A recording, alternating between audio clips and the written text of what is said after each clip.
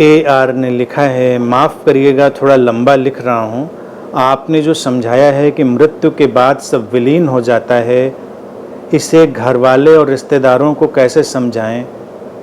ऋषियों को क्या सूझी रही होगी कि गरुड़ जैसे पुराण लिख डाले कि गौदान करोगे तो वैतरणी पार कर लोगे, विधियों को नहीं करोगे तो आत्मा प्रेत योनि में भटकती रहेगी।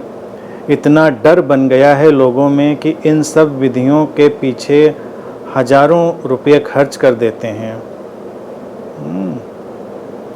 मैंने समझाने के लिए लोगों से सवाल भी पूछे कि क्या सिर्फ हिंदू की आत्मा को मुक्ति चाहिए, मुस्लिम, सिख, ईसाई और बाकी धर्म के लोगों की आत्माओं को मुक्ति नहीं चाहिए, और क्या भगवान सिर्फ हिंदुओं को ही मुक्ति दिलाना चाहते हैं, बाकियों को नहीं? इस पे वो लोग थोड़ा सोच विचार में पड़ जाते हैं, लेकिन फिर से बात पे अड़े रहते हैं कि गरुड़ पुराण में जो लिखा है वो करना ही चाहिए। शायद मृत्यु के बाद आत्मा के भटकने के भय से और दूसरी तरफ समाज के भय से कि लोग क्या कहेंगे, ये जड़ें बहुत गहरी हैं।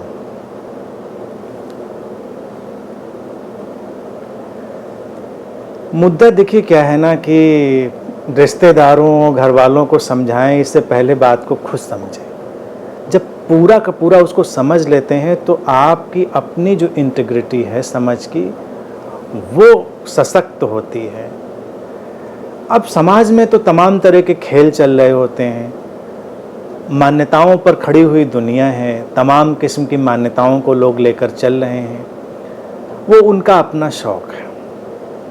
पुराने ऋषियों को क्या सूझी कि ये सब लिख डाला, देखिए मैं इसमें नहीं जाता, इसको देखिए, इसको मैं कंडमनेशन की तरह नहीं लेता, विकास है।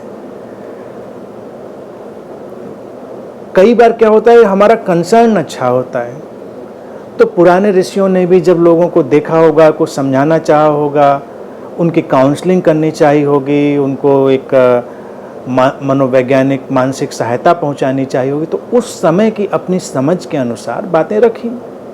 फिर समझ तो वक्त के साथ विकसित होती चली जाती। लोग जिद क्या पकड़ लेते हैं, जो पहले कोई कह गया वो अंतिम समझ हो गई। अब ये बात तो बिल्कुल ही जड़तापूर्ण हो जाएगी कि जो पहले कहा गया वो अंतिम है।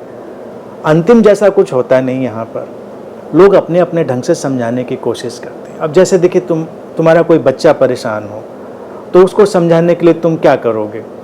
एकदम से तो वो कोई हो सकता है बड़ी गहरी बात ना समझे, तो तुम उसको कोई कहानी के माध्यम से समझाओगे। इसीलिए बच्चों की किताबों में स्टोरीज ज़्यादा होती हैं, पिक्चर ज़्यादा होती हैं। उनको समझाना है तो उनको किसी कहानी के माध्यम से ही समझा दिया कि देखो ऐसा ऐसा जीवन में करना चाहिए, तो इस तरह से चीज़ें होती हैं। कहानी से बच्चा संतुष्ट हो गया। अब ये जितने भी किस्से कहानी होते हैं मरने के बाद के कि ऐसा होगा वैसा होगा, किसी का कोई प्रियजन मरा, वो विचलित है, दुखी है, एकदम से अगर उससे कह दिया जाए कि सब खत्म, द एंड, तो खुद सोचो थोड़ा धक्का लगता है। व्यक्ति का मन नहीं मानता कि सब खत्म, द एंड, मन नहीं मानता उसका, उसको लगता कुछ तो होना चाहिए। तो फिर कहानी आएंगे तो कहेंगे नहीं नहीं वो आत्मा होगी, आत्मा। अब आत्मा होगी तो प्रेत भी होगा, फिर शांति और अशांति भी होगी, फिर कर्मकांड भी आएंगे, फिर किस्से कहानी आएंगे, फिर तो सब कुछ आ जाएगा ना। अब उसको कंसोल करने के लिए अगर हम कहानी एक बताते हैं कि नहीं चलो हम उसकी शांति के लिए ये कर रहे हैं, तो लोगों को थोड़ी देर के लिए मानसिक संतोष मिल जाता है। लेकिन होता क्या है कि मानसिक संतोष देना भी कई बार खतरनाक हो जाता है लोगों को। मेरा अपना जो कंसेप्ट विकसित हुआ अनुभव के साथ, लोगों के साथ काम करते करते, मैंने भी कभी किस्से भी सुनाकर लोगों को समझाया, कभी उनको किसी अलग तरह से समझाया, मैंने बहुत तरह से समझाया। लेकिन आज इस मुकाम पर मुझे लगता है बिल्कुल सीधी बात लोगों से करनी, सीधा सीधा समझाना है, और कोई किस्सा कहानी नहीं, बीच का कोई भी मसला नहीं। और जिसको समझना है वो समझ लेगा। मैच्योर लोग तैयार हो चुके हैं और शायद वही लोग अट्रैक्ट होकर मेरे पास आ रहे हैं। तो मैं बिल्कुल स्ट्रेट सीधी बात समझाने की आजकल कोशिश करता हूँ। लेकिन लोग कई बार लोगों के सामने ऐसा फंस जाते हैं कि ऐसा नहीं कर पाते। हिंदुओं ने चलिए ये कहानियाँ गढ़ी हैं, तो क्रिश्चियनिटी हो, इस्लाम हो, जो इन सब चीज़ों को नहीं मानते, उनकी अपनी कहानियाँ हैं कि आत्मा वहाँ भी आ जाएगी कि मरने के बाद कुछ बचेगा, तो वो साहब बैठे इंतज़ार करते रहेंगे, पता नहीं क्या करेंगे उतने दिन, फिर कोई क़यामत का दिन आएगा और उस दिन सबका हिसाब किताब होगा और उस दिन खुदा आएगा। अब खुदा पता नहीं कौन सा CEO होगा किसी ऑर्गेनाइजेशन का, जो वो CEO आकर वहाँ पर प्रकट होगा और कितना लंबा डेटा सारे लोगों का इकट्ठा होगा, फिर उनका हिसाब किताब होगा कि भाई इन्होंने ये किया था, इनको जन्नत भेजो, इनको दोजख भेजो, इनका हिसाब किताब ख़त्म करो, इनका रजिस्टर पूरा करो। तो उनके पास अपनी एक अलग कहानी है। वो कहानी सुनिए तो थोड़ी सी वो कहानी बचकानी लगती है। हिंदू लोग जो कहानी बनाते हैं वो फिर भी थोड़ी भरोसा आने लगता है उस कहानी में, ऐसा उनका प्रेजेंटेशन है कि सुनने में यकीन आने लगता है कि हाँ ऐसा तो हो सकता है, ऐसा तो हो सकता है। लेकिन ये जो अद्वैत की बात है कि शरीर मन इस समय की घटना है, वो विलीन हो जाती है। मृत्यु के बाद व्यक्ति की आइडेंटिटी, एक व्यक्ति की तरह पहचान नहीं बचती। ये सच्चाई अद्वैत की है, भारतीय दर्शन की है। ये भारतीय दर्शन की अमूल्य जो देन है लोगों को, वो है। लेकिन इन किताबों कहानियों को आप भारतीय दर्शन के अमूल्य देन मानेंगे तो वैसा नहीं है। ये एंटरटेनमेंट है, लोगों को कंसोल करने का। मुझे उसमें भी कोई अड़चन नहीं लगती। किसी को लगता है तो चलिए भाई करिए, 13 दिन आप बैठे हैं और आपका टाइम नहीं कट रहा है, आप ऐसे परेशानी में, और आप हमारी बातें सुनने में रुचि नहीं ले रहे हैं क्योंकि मज़ा नहीं आता। मैंने कहा सब डिजॉल्व। तो हमारे जो वो मर गए माता पिता, भाई बहन, पति पत्नी, वो अब कहीं नहीं है। The end. तो क्या करें? आदमी बिवाइल्डर्ड, एकदम विचलित हो जाता है। तो उसके लिए फिर किस्सा कहानी अच्छा रहता है कि चलो कुछ उनकी शांति के लिए पाठ कर देते हैं, कुछ हवन कर देते हैं, कहीं एकांत में रह लेते हैं, कुछ विधि कर देते हैं, तो मन बहल जाता है। कुछ दिन आप चिंतन मनन कर लेते हैं, आपका टाइम निकल जाता है। बस इतना ही होता है, उससे और कुछ होता नहीं। ज़्यादा इमेजिनेटिव हुए तो कल्पनाएं, विजन्स और ड्रीम्स ये सब शुरू हो जाते हैं। लेकिन कभी सोच कर देखिए प्रैक्टिकली, जो दुनिया से गया वो कभी आया लौट के? कोई काम आया? कोई उससे हमको कुछ आगे का दिशा निर्देश या कुछ मिला? कई बार कहोगे कि हाँ मिलता तो है, कई लोगों को इशारे मिले हैं ध्यान में, विजन्स में, ड्रीम्स में। तो इसमें भी पक्की बात समझ लीजिए, वो किसी एंटिटी की तरफ से नहीं मिलते हैं। तुम्हारे ही मन में सूचनाओं का एक बहुत बड़ा भंडार पड़ा है। वो सूचनाएं ही आपस में जुड़कर, मिलकर, कंबाइन होकर एक नई सूचना निर्मित कर लेती हैं, एक नई इन्फॉर्मेशन पैदा कर लेती हैं। तो वो तुम्हारे अंदर आती हैं। अगर तुम बहुत ही उसमें लगाव पैदा कर रहे हो तो तुमको लगेगा कि वो उस तरफ से आई है, उस चेतना ने। ऐसी तमाम किताबें भी लिखी गई। किसी का कोई प्रियजन मर गया तो उन्होंने चैनलाइज कर लिया बुक्स, और तमाम चैनलाइज बुक्स का वेस्ट से बड़ा एक कारोबार चल रहा है, फैशन है। तमाम चैनलाइज बुक्स हैं, कोई किसी एंटिटी से, कोई किसी गुरु से, कोई फला से, ढिका से चैनलाइज कर लिया, किताब छप गई। अब इतनी किताबें हैं कि तुमको मानने में कठिनाई होगी कि ऐसा कुछ भी नहीं होता। तुम कहोगे क्या वो झूठ बोल रहा है? तो इसके दो पहलू हैं। कोई लोग झूठ बोल भी रहे होते हैं और किसी को लग भी रहा होता है, मतलब वो झूठ नहीं बोल रहा है लेकिन उसको लग रहा है कि उसके अंदर मैसेज आ रहा है, लेकिन वो मैसेज उसके अपनी सूचनाओं के संग्रह का है।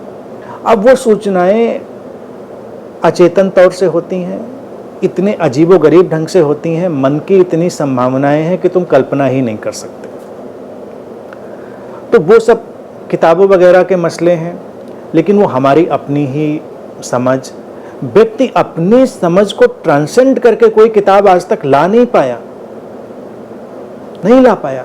तुम जिन धर्म ग्रंथों की भी बात करते हो, या जिन ऐसी बातों को कि ये ईश्वर के वचन है या चैनलाइज है, एक किताब ऐसी मुझे बता दीजिए जो ह्यूमन इंटेलेक्ट को सरपास कर जाती हो, यानी कि ऐसी बात हो कि हम कहें कि ये मानवीय बुद्धि तो कह ही नहीं सकती। हम उनको अपौरुषेय या ईश्वर के वचन इसीलिए कह देते हैं क्योंकि वो हमको एक्स्ट्रा ऑर्डिनरी लगते हैं, लेकिन एक्स्ट्रा ऑर्डिनरी टैलेंट होते हैं, एक्स्ट्रा ऑर्डिनरी अतिशय प्रतिभाशाली मस्तिष्क होते हैं जो बहुत सारी बातें कह देते हैं, तो क्या करेंगे? ये अलग अलग क्षमताएं हैं। तो मुझे लगता है अगर कोई उन खेल में जीना चाहता है तो उसको जीने दीजिए। रिश्तेदारों नातेदारों को समझाने कोई जल्दबाजी नहीं है, उनको अपने खेल में इन्वॉल्व रहने दीजिए। तुम समझ लो, जो जो समझ रहे हैं लोग समझ लें, और फिर एक दिन लोग भी उसको समझ पाएंगे। और ये समझना देखिए कितनी मुक्तिदायी होगा। मुक्तिदायी ये होगा कि अगर ये आइडेंटिटी विलीन हो जाती है मृत्यु पर, तो ये क्षण, ये लम्हा जो हमारे आमने सामने है, ये इतना बेशकीमती है कि इसका सदुपयोग करना है। आगे अगर आत्मा भी तुमसे बात करने के लिए बची रहती है तो तुम बैठे हुए हो कि ठीक है, जाने दीजिए गुरुजी को, अनंत श्री को, बाद में उनकी आत्मा से बात कर लेंगे। अभी क्या सुने उनको लाइव वाइव या अनंत फनंत आके, इससे क्या मिलना जुलना है, बाद में उनकी आत्मा से बात कर लेंगे। वो तो रहेगी ना, वो तो मिल जाएगी बात करने के लिए। तमाम ऋषि मुनि कह गए हैं वो बात करते रहते हैं, तो भाई यकीन मानिए कोई बात करने आएगा नहीं, और तुम कल्पनाओं की दुनिया में रहोगे। उसका नतीजा क्या होगा? ये जो इम्पोर्टेंट मोमेंट है, बेशकीमती लम्हा है, तुम इसको चूक जाओगे। That's all. तुम अपने प्रियजनों के साथ जो जिंदगी जीते हो, वो अगर इतनी इंटेंस जीते हो कि एक एक जो क्षण है वो बेशकीमती है, तो मृत्यु के बाद की दुनिया की कोई परवाह करता नहीं। अगर ये बात समझते हो जिसको मैं कह रहा हूँ, जिसको भारतीय दर्शन की जो भी गहनता है वो कहती है, तो तुम्हारा जीवन रूपांतरित हो जाएगा। तुम एक एक क्षण को इतनी इंटेंसिटी, गहनता से जियोगे कि किस्से कहानियों का तुम्हारे लिए कोई मतलब ही नहीं रह जाएगा। लेकिन अगर तुम नहीं मानोगे तो फिर गरुड़ पुराण सुनते रहो, या जो भी करना है करते रहो, फिर कयामत का इंतजार करते रहो। फिर कयामत में मिलेंगे तब देखेंगे, फिर देखा जाएगा, फिर चलता रहता है। तो it's all gimmick end game. मैं तुमसे बिल्कुल निकटतम सत्य की बात कह दे रहा हूँ। अच्छी लगे बुरी लगे, सहमत हो असहमत हो, इससे कोई फर्क नहीं पड़ता। कोई कहे कि मैं आपकी बात से नहीं सहमत, मैं कहता हूँ बिल्कुल तुम्हारी आज़ादी है, 100% सहमत ना रहो। तुम जिस चीज़ में यकीन करते हो यकीन करो, खुश रहो, मस्त रहो, आई डोंट केयर। लेकिन मेरा कंसर्न है, मेरी जिम्मेदारी है कि मैं तुमको सच बता दूं, और वो तुम्हारी ज़िंदगी को बदलेगा। बस ऐसे चलें, और लोगों के उसमें उलझे नहीं, उनको करने दें जो जो करना है।